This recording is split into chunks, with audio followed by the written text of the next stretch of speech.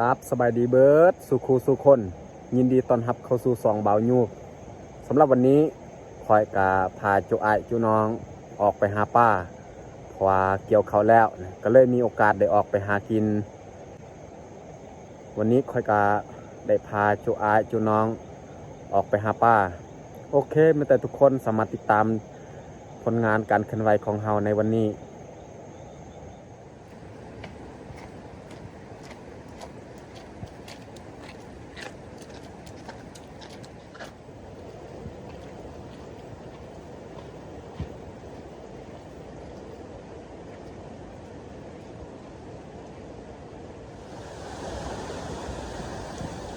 นี่อันนี้จะแม่นให้เขาเจ้าเข้านี่ใกล้สุกแล้วแต่ว่ายังบ่ทันได้เกี่ยวเพราะว่าสุกบ่ทันเบิด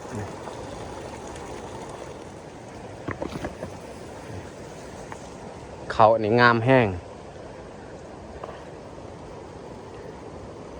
แนวพันธุ์ชนิดนี้ค่อนข้างมันสุกนี่ซะแน่หันจะแม่นเทียงเจ้าของให้นี่ยังบ่ทันมานี่อันนี้ก็คือห้วยที่เราจะไปหว่านแห่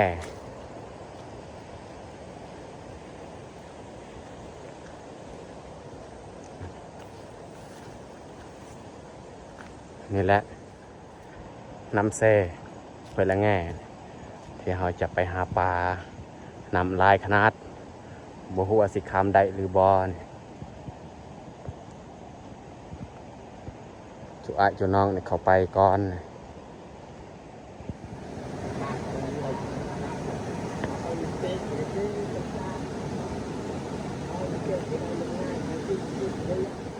ตอนนี้เขาก็ฮอตแคมห้วยแล้วมีแต่เขาสิเกียมวานแฮส่วนค่อยแมนจะข้ามไปวานเบื้องหันเพราะว่าแฮมี2ดังหรือว่า2ซุ่มส่วนไอ้ยับนี่แมนไซแบตค่อยกับน้องทรายนี่แมนวานแฮไซแบตนี่แถวนี้เนี่ยไซบ่ได้แต่ใส่ยุเทิงและบอลนำมันไหลบ่แหง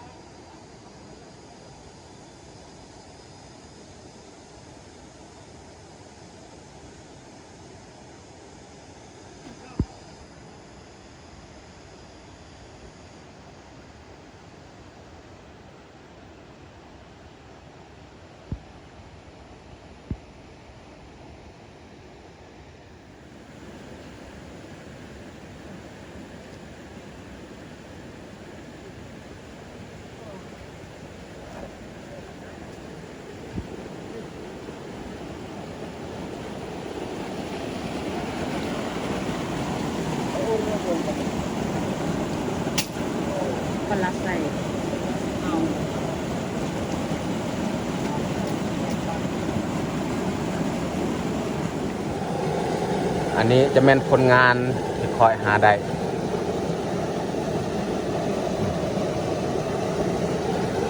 7 โตวอันนี้เป็นของน้องทรายในกระทง ยังสีเทา อันนี้จะเป็นผักกูดของน้องทรายได้4 โตว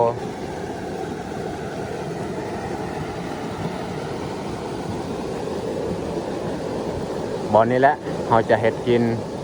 เพราะว่าตอนนี้ก็เวลา 11 โมงแล้วเขาพักเฮ็ดกินก่อนอยู่นี่แหละกันจึงคอยออกไปหาต่อเพราะว่าบอนนี้มีห้วยสบายให้เฮ็ดกิน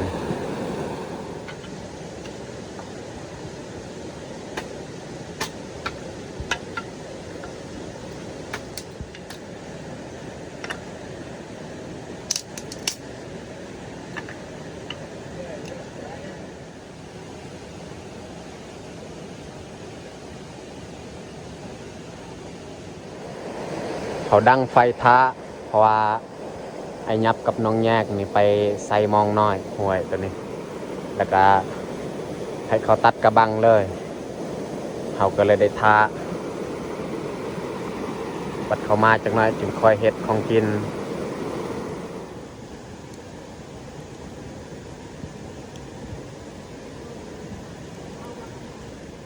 ให้ไอ้ยับกับน้องแยกนี่เฮ็ดของกินเลยเพราะว่าเขาตัดกระบังแล้ว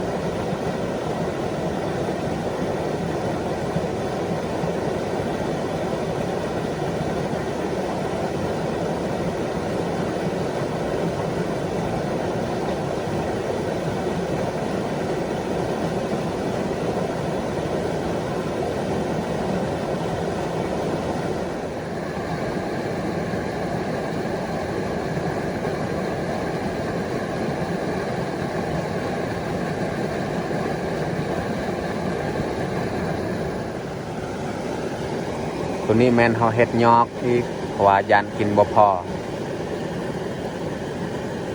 เขาเฮ็ดของกินซองกระบังหนึ่งเขาล้ามกระบังหนึ่งเขายอกเอายอกกับผักกูดนี่แหละ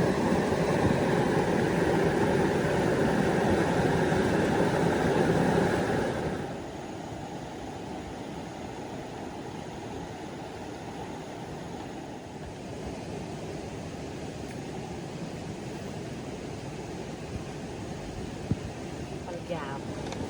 ของกินก็ใกล้สุกแล้วส่วนยอกนี่แม่นเฮาสิยอกเลยจังหน่อยตอนนี้ไอ้ยับกำลังไปตัดไม้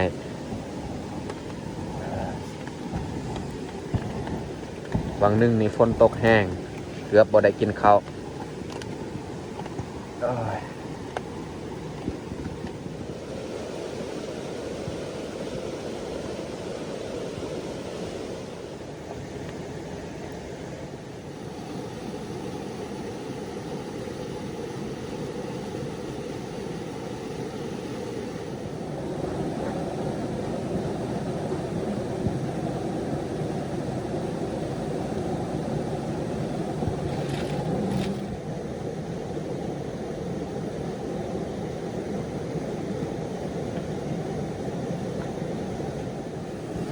สำหรับของกินตอนเที่ยงนี่ก็ถือว่าสำเร็จเอาจัดบอลกินข้าว2 เมนูอันนี้ก็คือลามส่วนอันนี้แมันยอก ตอนนี้พาวกับจัดทานข้าวเรียบร้อยเอาสิลงมือกินข้าวที่ตอนนี้กับคนห้ามเอามากินข้าวเที่ยงน้ำกันมา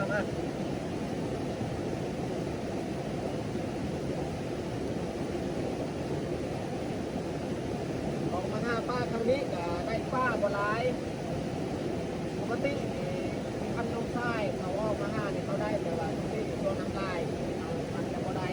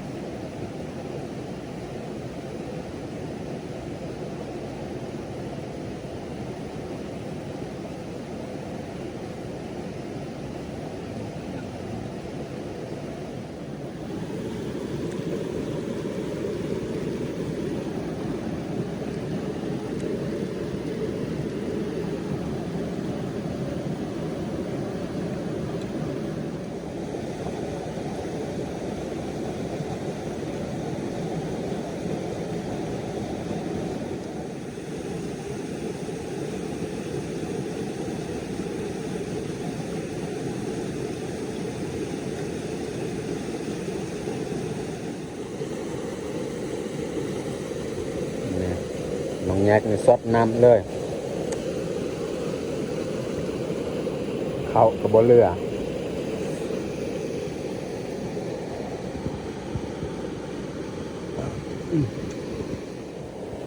หลังจากเขากินข้าวแล้วนี่เขาจะนั่งพักผ่อนก่อนแล้วจึงคอยออกไปหาแต่นี้ขึ้นเทิงอีกแต่ว่าไปหาขับแรงนี่แมนบริทายแต่เขาจะมาเบิ่งผลงานร่วมเลยจังมาก็นั่งพักผ่อนก่อนตอนนี้ก็เวลา 12 โมงนะให้น้องแยกในเกียมเครื่องแล้วก็เอาไว้อยู่นี่แหละส่วนเฮานี่แมนจะขึ้นไปวานแฮต่อเครื่องนี่เขาเมียนไว้อยู่นี่ว่าตอนเขาไปวานนี่แมนจะบ่ได้ทาย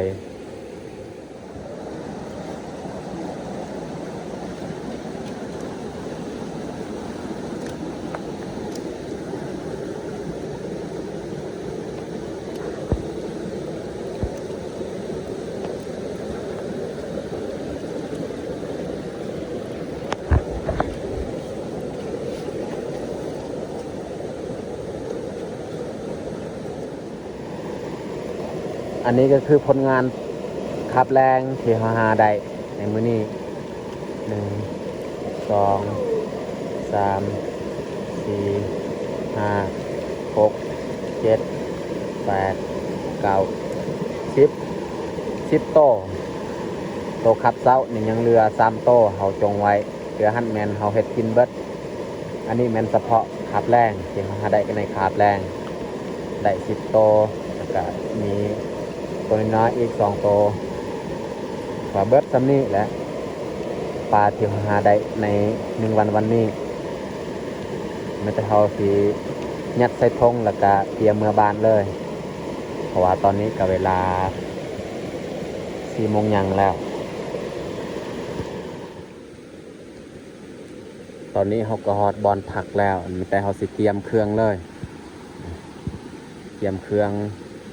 ยางเมื่อโอเคสำหรับคลิปนี้ก็สิจบลงเพียงเท่านี้ถ้ามักคลิปนี้ก็อย่าลืมกดไลค์กดแชร์เพื่อเป็นกำลังใจให้เราได้เฮ็ดคลิปต่อๆไป